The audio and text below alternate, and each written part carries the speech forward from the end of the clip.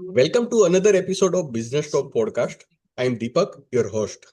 It's a pleasure to welcome Dr. Vishal Dahiya, Professor and Director of the Integrated MCA program at Sardar Vallabhbhai Global University to today's episode. With over 2 decades of experience in academia, Dr. Dahiya is a dedicated scholar and researcher, continuously exploring emerging technologies.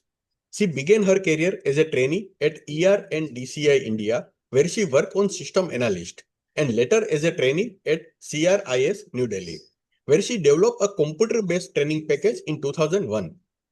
In the academic realm, Dr. Dahiya has made significant contributions, including developing content and video lectures for the EPG Pathshala Swayam MHRD portal by Ministry of Human Resource Development India and recording sessions for Indus University Ahmedabad on core ideas. She has written a book titled First Steps Towards AI From Logic to Learning.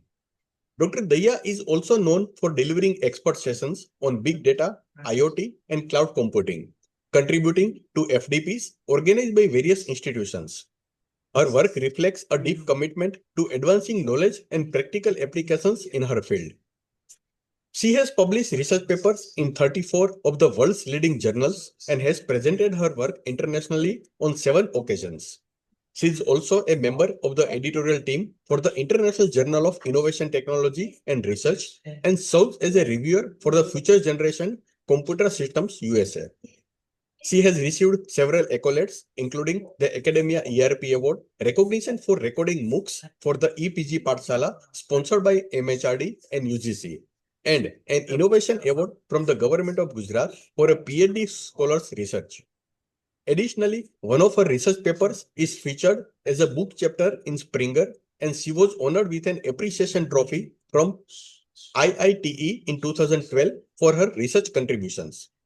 In this episode, Dr. Vishal Dahiya will share valuable insights from her research, swipe fatigue, social media, AI, and the rise of digital burnout in youth. Kicking off this exciting conversation, let's warmly welcome Dr. Vishal Dahiya to the show. It's a real privilege to welcome you, Dr. Vishal Dahiya. Thank you for joining us again.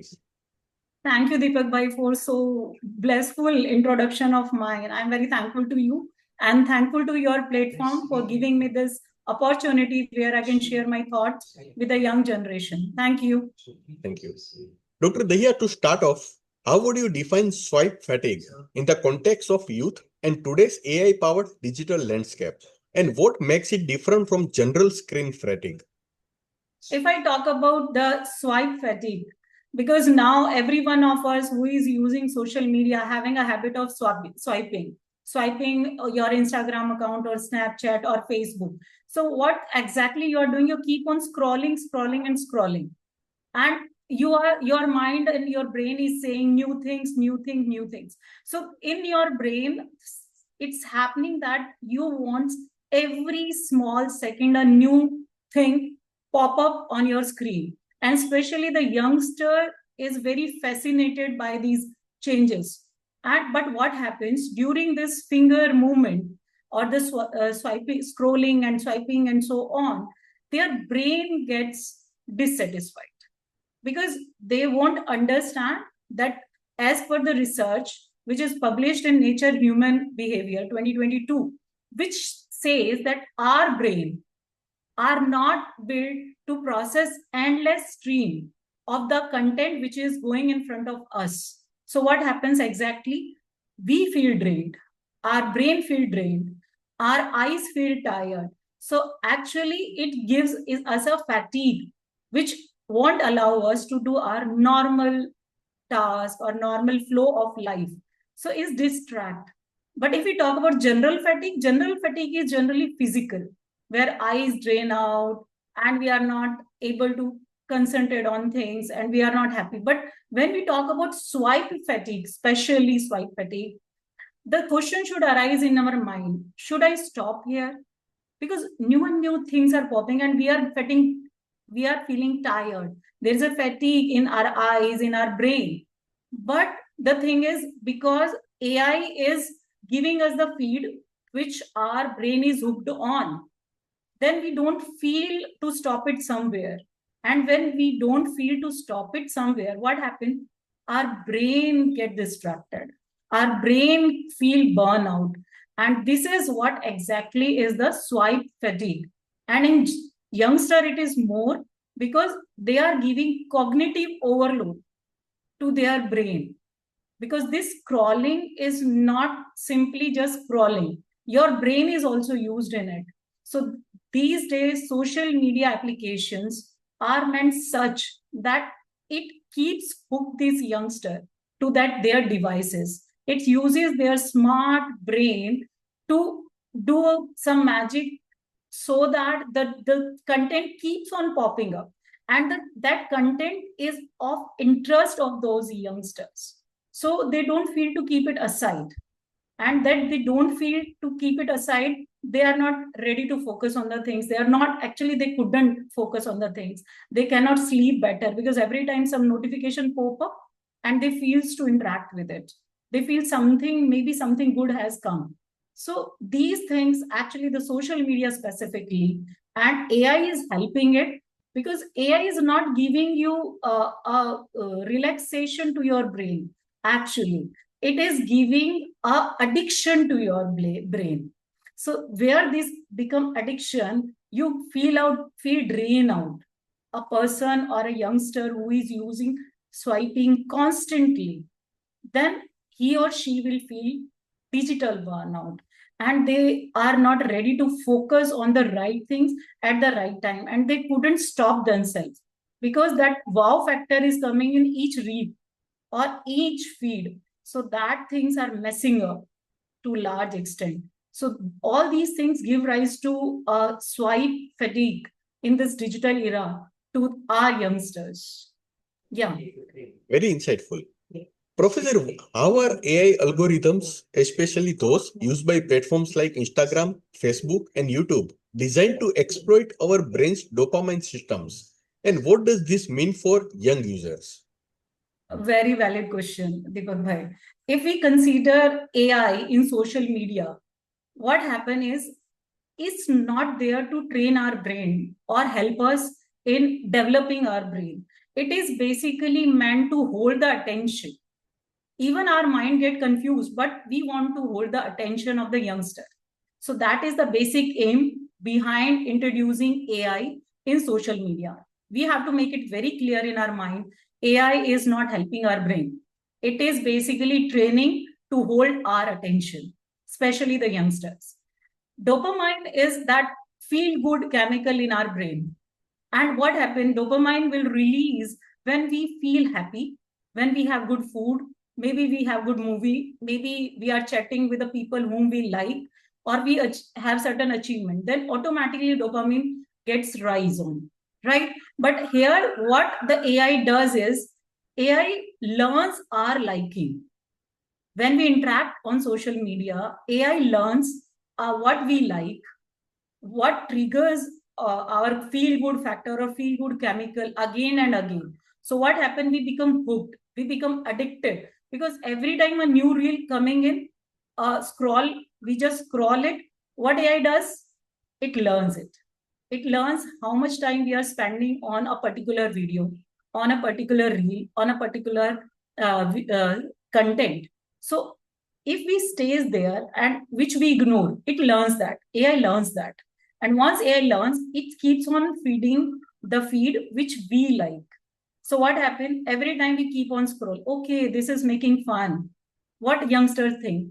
Oh, it's funny. It's very good. I'm feeling happy. And what your scroll will become more. AI learn more, and your dopamine keeps on flowing. So basically, AI is catching or trapping your liking, which reel you like, which content you like, and then feed you. Then what happened? It's very difficult for you to stop, and you become addicted because every time your brain says, maybe this time I will get more beautiful content or lively content or good video on this, and you keep on checking, keep on scrolling. So because your validation is your rewards, which your brain is giving you the rewards, is taken care by AI. So AI actually making a huge difference nowadays in our social media platform feeds. So when just take an example, when we feed something, or when we post something, what happened? We see our likes, we see our comments, we see our shares. And what happened when likes are on the higher side?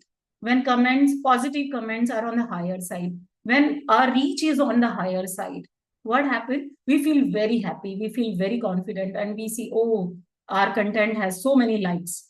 But what happened if you post something after some days and you are not getting that same like or same comments?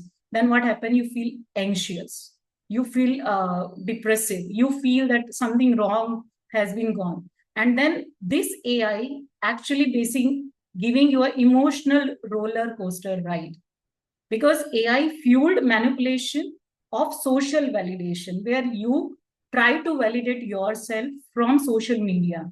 Your like is deciding you.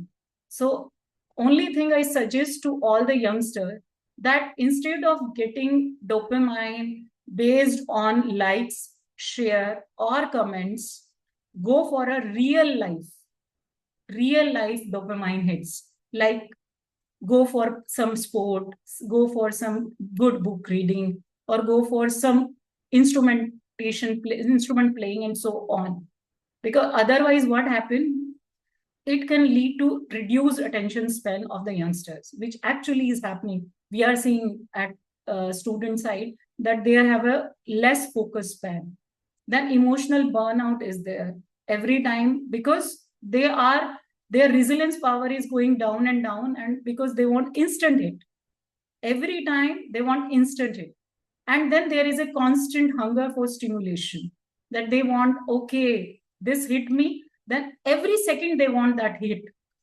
But here in real life, it is difficult to get hit on the same speed as we are getting on scrolling. And obviously, slowly you will get more towards the digital side rather than actual our own well-being. So that is going to be a major challenge, because AI is feeding our digital platforms, social media platforms, learning it and allowing us to be hooked to those platforms. So which is maybe later on, maybe not good for actually physical well-being and emotional well-being of a youngster. Yes, please. Dr. Dahiya, we often hear about increased anxiety, low self-worth, and fragmented attention span and Gen Z. Can you break down the science or psychology behind how constant social media use contributes to these issues?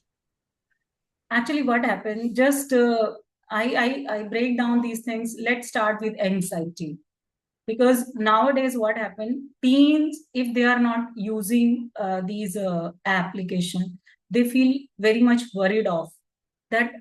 Just imagine there is a window in your house, and from your windows you can see your friends are enjoying a party where you are not invited in.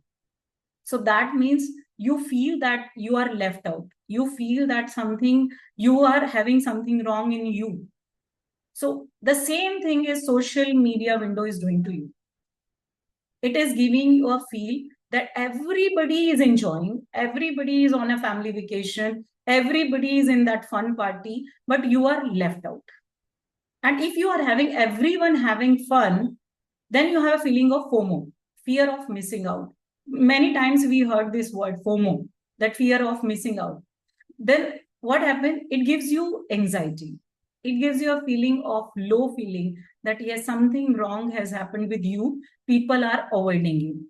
So you become worried, you become anxious. Sometimes you compare yourself with others, because what happened in social media, everybody's put best of their life.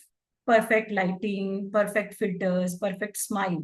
So what happened to these youngsters? They start comparing, and then they think, oh, I'm not good enough, I am having certain issue with me, or I'm facing left out sort of fear or emotion inside me that will affect my confidence. And sometimes you want to be in eye of everyone, and if you are not in the eye of everyone, you feel worried. Say nobody is talking to me, and you just take pressures of these social media accounts on your brain. And when you take these pressures on your brain, then what happens? You have worry, you are having anxious, you are a feeling of left out, right? So one thing is it makes you anxious. The second thing is nowadays people have low worth because they see life through social media. They are not seeing life actually the real life.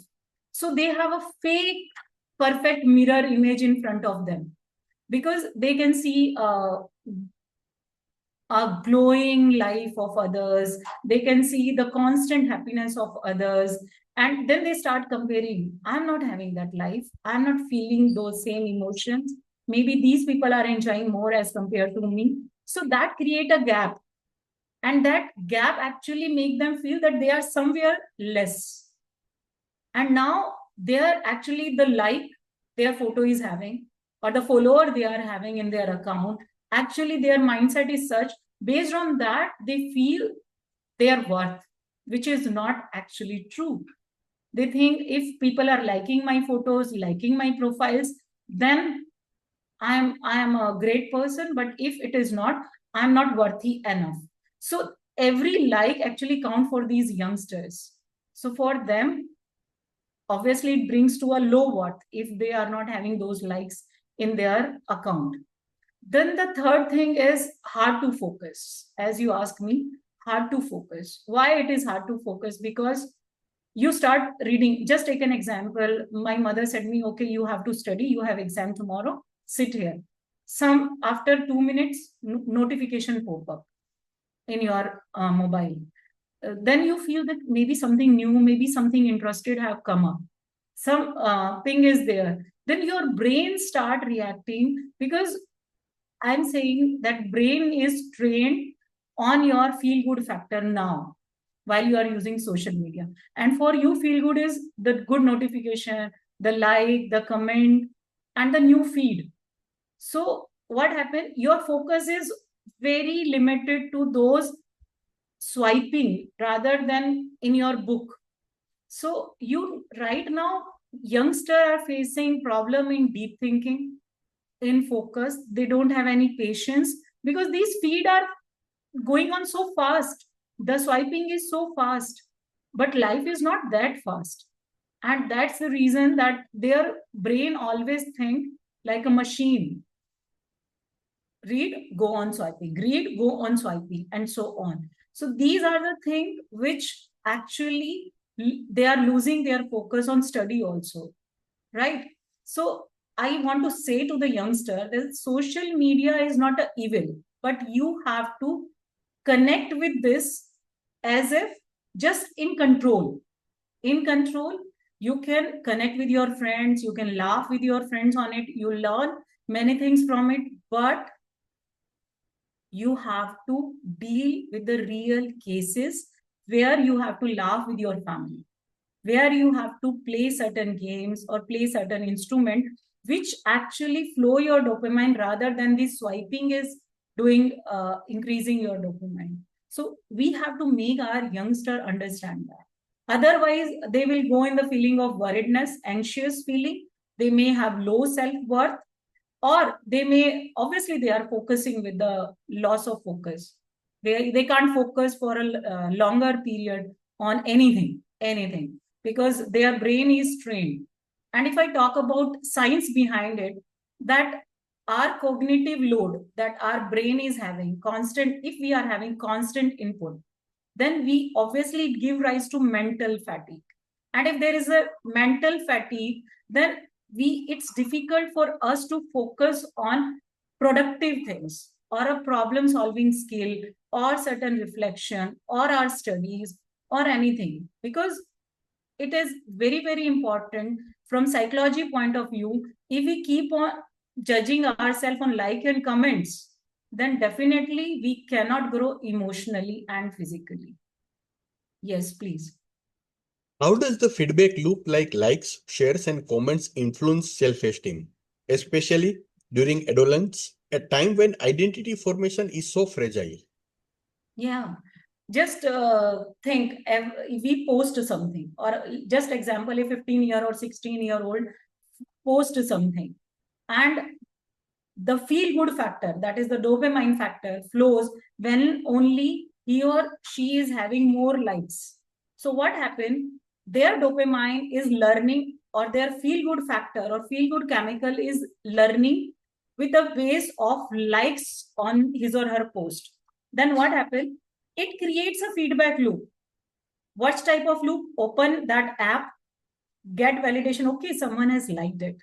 You start feeling good. Okay, 5 likes, 10 likes, 15 likes, 20 likes, 100 likes. And you keep on repeating it. Keep on repeating means this makes you feel happy. How many likes you are having on your particular. So now AI learns this thing that the like you are having on your post is making you happy, right? When the feedback, there is no feedback, then what happens? You feel emotional dip. You have low mood. You have anxiety. So your feedback loop tells you that this is making you happy and this is you making low, right? So feedback loop is completely decided by the like, share, and comments you are having on your post. And it gives rise to your, if the comment is negative, you take it, because in that particular age where you are creating your emotions, when you are creating your learning, you are creating your mindset, in that cases, if you keep on validating yourself from a social media account, then how you deal with the real time scenario? It's very difficult for them to deal with those scenarios, because you just have an illusion world where like matters to you the most. And if there is a dislike or if there is a negative feedback, you feel frustrated.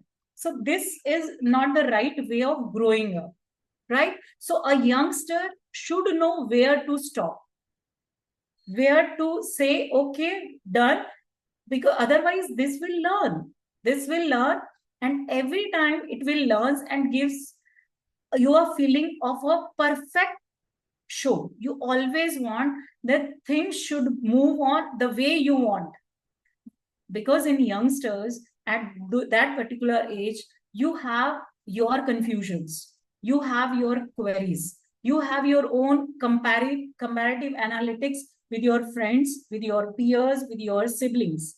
So if you have those comparative trap there and you try to validate yourself from these social media accounts, actually that hinders their emotional, physical, and mental growth, right? So they are in a comparison trap.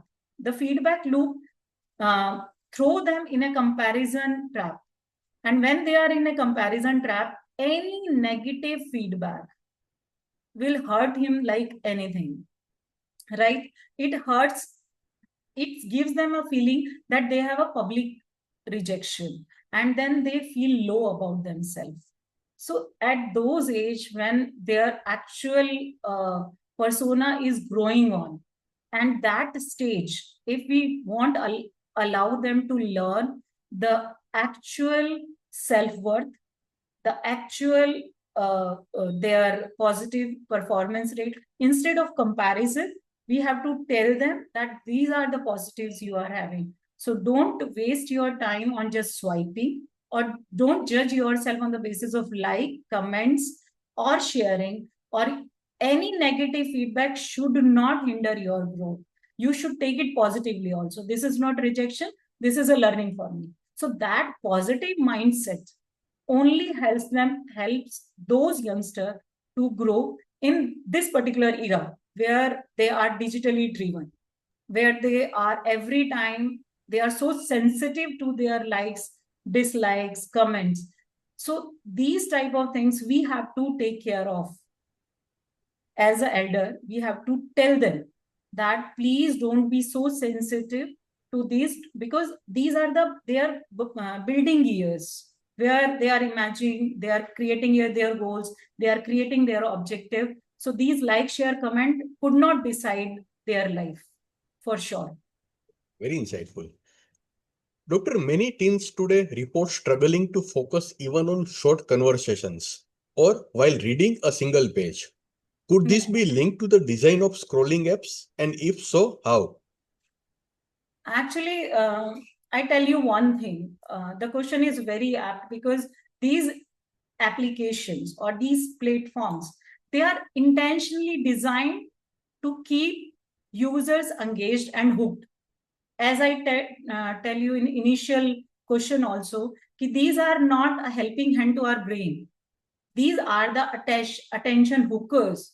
So, and what happened? Their designing is such that these app directly influences how teenager experience and validate and self-worth. So their major focus is on hooking these youngsters on these sites, even the elder one also. I'm not saying only youngsters are hooking through these sites or getting the attention on these sites. The one thing is what this scrolling app, just consider scrolling app as a disco party where your lights are moving up and down and you have new songs, new lighting and new environment. So your brain is used to of these constant super fast changing and excitement era, and your dopamine releases like anything. Oh, very good, this video is so good. Similar like disco light is moving up and on. Now everything is new. After every scroll, every new content is coming on, new reel is coming on, new video is coming on, and that too of your interest, because AI has learned your interest, right? So everything is coming exciting, which excite you, which actually bursts your dopamine, your feel good factor. Now think reverse. You go to a room, ask your that student or the ward or that youngster to have said, read a book. There is only one light, calm, cool room. It's difficult for a person who is trained in disco light to sit here, have a concentration, and just feel that era and start reading, because for them, their brain is trained for disco lights, not for a single light. They cannot sit here, and these apps are designed is not neutral. It is completely biased design, and it shape up the behavior, validation pattern, and emotional well-being of a youngster. Because every time any youngster or who is fitting to these apps, they are addicted to see the approval from outside. They are not ready to see the validation from their parents. They are not ready to see the validation from their siblings or their friends, but they want approval from outside world, because like, comment, all these is from outside world.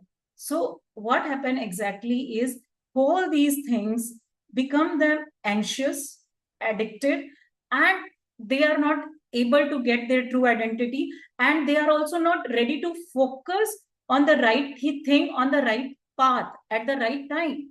So these apps are designed to make you excite, constantly give a new stuff, a new burst, so that your brain keeps on hooked or getting attentive toward these. So a person who is attentive to these new things, new stuff, like a disco light, cannot sit at one place or focus. So they have a huge struggle, especially nowadays we are facing in colleges also, university also, the student cannot focus on their content.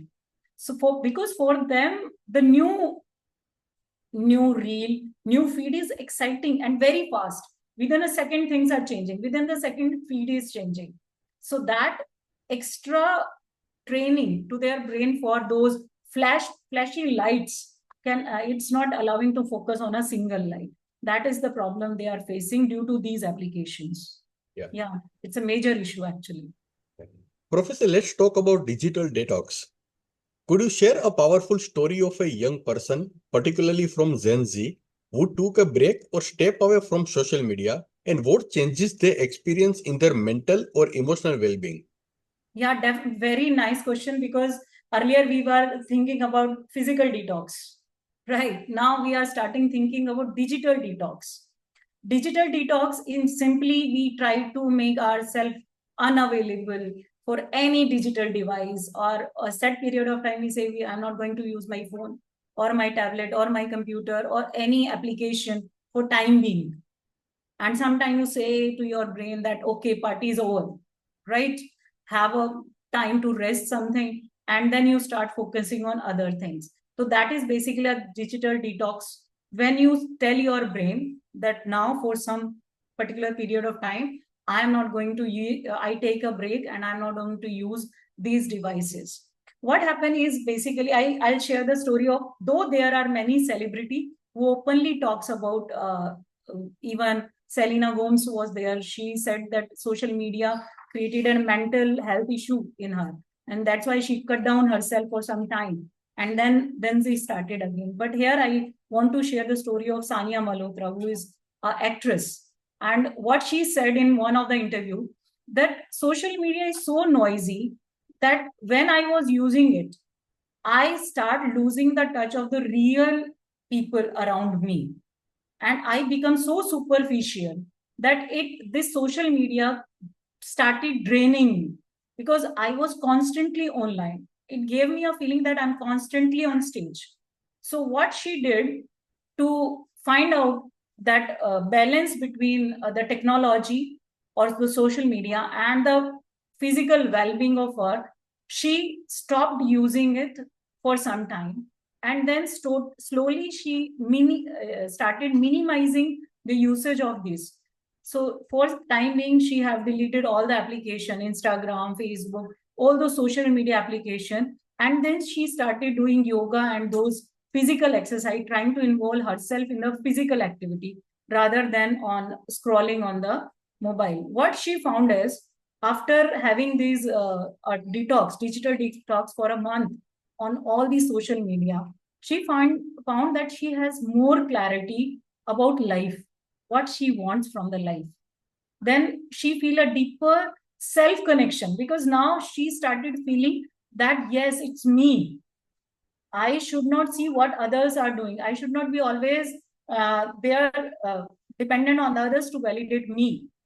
She feel that its validation should be from inside me. And then they found she has more time to learn new things. So she said she started focusing on acting and self growth more. So just treat these social media application as a tool, not make them life. So and in many interviews, she said that I don't want to live for the screen. I want to live for the moment. So that thing, everybody of us, especially Gen Z, should understand that this platform, if they use mindfully, then obviously it promotes knowledge, it promotes gratitude, simplicity, or many other new form of emotions, but only when it used mindfully. But if you make it a lifeline, then definitely it will affect your well-being. So what happened, I just want to share the digital detox a survey that happened in 2020 study at the University of Bath, UK. They found that during that survey, they found people who took just 1 week of social media. This is a survey which says that 1 week off from the social media experience 22% improvement in sleep, 33 drop in anxiety, and it improved their mood and focus. So just imagine if we use mindfully these social media, then definitely it helps us to grow. But if we give control to these, then definitely it will affect our mental health. So just I'm giving you a digital, how important is digital detox in today's scenario. It improve your sleep, it reduce your anxiety, and it help you to focus on the right thing, right? So digital detox is a new term which comes up in the last decade only. Yeah. Yes. Very I nice. hope I have answered. Yeah, absolutely. Professor, what role can parents, educators, or even tech companies play in addressing this digital burnout? Is it a matter of regulation, education, or redesigning the platform themselves? It's a very important question, Deepak sir. If we think from first, I'll start with the parents. Why? Because that is the starting point of any child. So teaching good habits actually starts from home. So considering a role of a parent, First thing, a parent should self-control, be a role model, and set clear rules that on dining table, no mobile. After certain time, 9 p.m. or 10 p.m., no mobile. In bedroom, no mobile. So these are the rules which can be set up by the parents. So this is here where parents' role comes. And parents should encourage the kids or the youth to discuss with them, start playing some game, Ludo or something, or some physical game, badminton or something, so that they have fun, not in mobile, not in that glass swiping. They have fun at home in physical activity. So here comes the role of a parent. So parent can set rules, then be a role model in front of them. If parent won't use, then you can say, I'm also not using, you also don't use it. Talk about it, talk about the pros and cons of using any social media or any social platform. Now come to the role of educator, because I am having both the roles, educator as well as a parent. If I talk about educator, it's our moral responsibility to teaching our students the balance between the two. We can't say don't use technology. We can't say that, because now they have to be tech driven. But we have to balance both the things. We have to teach them smartly. We have to teach them that, yes, this is the digital platform. These are the pros, these are the cons. So we have to improve the literacy rate on those platforms. The second thing is we have to tell them, okay, if you are using for 2 hours, then stop for 1 or 2 hours and then concentrate on physical activity rather than keep on. Set a time limit for yourself. The teacher has to guide them how to balance technology learning, what is needed, what is not needed, and teachers should give them assignment for which they have to sit in the library and read the books, discuss with their peers. So this is where the role of a teacher comes, that tell the technology also and ask them to read more books, have a healthy group discussion with their peer groups. Here is the role of a educators comes in. If I talk about the tech companies, these technology which are designed to make kids hooked to these applications, right? But now what we have to think is, we have to tell the tech companies that please try to make it more helpful for learning rather than making it addictive to them, right? So they have to redesign their app so that it is less addictive, so that if kids are using, they cannot go for endless scrolling, one thing. Then make a helpful tool in which they can set up the time. They can set up, okay, 30 minutes, then 30 minutes automatically it goes off. These all are the redesigning issues where tech company can play a role, or they have a certain age limit or a stronger rules for the kids. So that they can protect their during their constructive years. They should think technology as a helping hand rather than become addiction for them. So here comes the role of the technical company. But I don't know how many will be agree to redesign their application. But especially for kids in these formative years, they should design application in such a way that it's not addictive or hooked, but it is more helpful in their knowledge building or their emotional building rather than addiction to them. So here plays the role of parents, educator, and tech companies. But the role starts from parents and educator. The moral responsibility more on parents and educators. Correct. According to me. Yeah. Dr. Dahiya, my last question. If you could deliver one message directly to a 14-year-old today who's stuck in the endless scroll, what would you say to encourage a healthier relationship with technology? A 14-year kids who is just starting knowing the world from his or her own lenses, because till 10 12 we used to follow what our parents says, but after that we start creating our own mindset, we start creating our own thought processes, and then we start judging the people. So for that 14-year-old kid today, I will always suggest them, whenever use any application, please read their do's and don'ts. Read what benefit you are going to have out of it. If you are thinking there is no benefit, then please stop it. Then don't use it. If you want to see what your friends has done and you just want to like it, then open it, like it, and then again close it. But as I said earlier, I suggest tech companies don't make it addictive.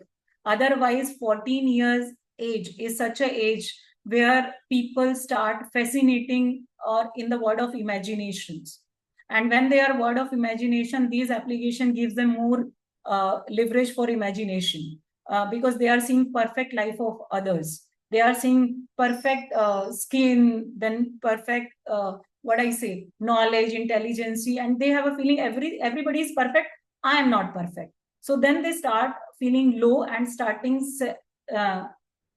evaluating themselves as a low line. So if they have this low mindset, then things will be difficult. So my suggestion to these people is play more on ground rather or grass rather than on glass or moving it. Start finding out the hobby which helps you to boost your dopamine or feel good rather than your device. So I just say that take a break from screen where you are shown the fake stuff. Step into the sunlight where actually the real life grows. Feel the world, not from the phone point of view, but actually world. Let real smile, not emojis, lead the way. Forget how many likes you are having. Forget how many comments you are having. How people validating you, forget about it. These likes come and go. Go live your life the way you want to, but not with the device, but your true self. And if you want to take help, then take help of your parents, take help of your teachers, and don't come in the trap of these apps because these apps will take input from you. But they are not helping, they are there to hook you. Use it, control it your own pace, but don't allow these applications to control you. This is my say to all the youngsters or all the teens who are addicted to these devices or these applications. Please use mindfully. Don't allow them to control you. Don't allow them to make your boss. Decide. And there is one very simple rule, last rule which I want to share is, the rule is for healthy habits, healthy screen habits, 20-20-20 rules. And this rule is great for your eyes and brain. What this rule says is 20 minutes of screen time, look at something which is 20 feet away from you, and for 20 seconds. What this exercise or what this rule does is, this helps your eye muscle relax and gives you brain a micro break. And in that break, just think why you are scrolling. That why should come and you should get answer. If it is a positive answer, you think it is making you happy and you are growing in your life also, then think about it, because now these are the formation year of your life. So think positively, make good habits, work on quality, right? And obviously set your limits, which is must. I must say to every parent, educator, even any kids, that set your time limit or a screen zone or no time screen zone. All these things you have to decide of your own if you want to grow. Otherwise, digital burnout will be a major emotional as well as mental challenge for youngsters. Yeah, over to you, Deepak. Yeah. Thank you, Dr. Vishal Dahiya, for joining us on today's episode. Your rich academic journey, research contributions, and deep insights into emerging technologies have truly enriched our discussion. We are especially grateful for your reflections on swipe fatigue, social media AI, and the rise of digital burnout in youth, a topic that resonates deeply in today's digital age. It's been an absolute pleasure having you with us today. Thank you so much. Thank you. Thank you.